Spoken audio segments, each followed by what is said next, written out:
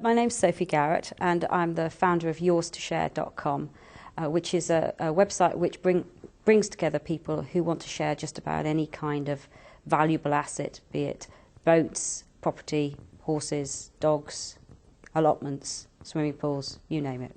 Why do people share? Well, usually they go into it, usually they look at it first from a financial point of view. Either they can't afford or they can't justify what they want. Very often they're very pleased that there are some environmental benefits as well.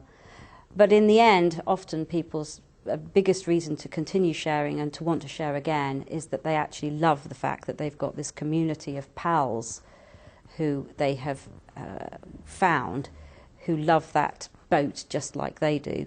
And there are three main drivers, and in the end the community one actually often wins. But it's often not the one they first started thinking about, which is usually money.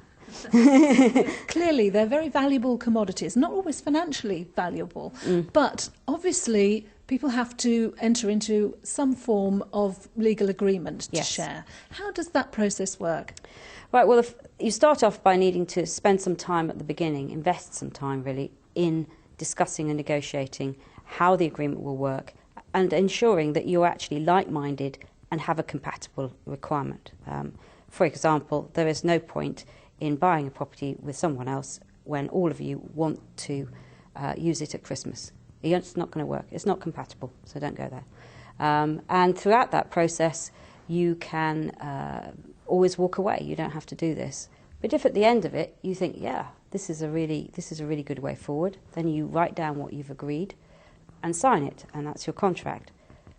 Obviously, sometimes, and many times, you want to make sure that that's a proper legal contract.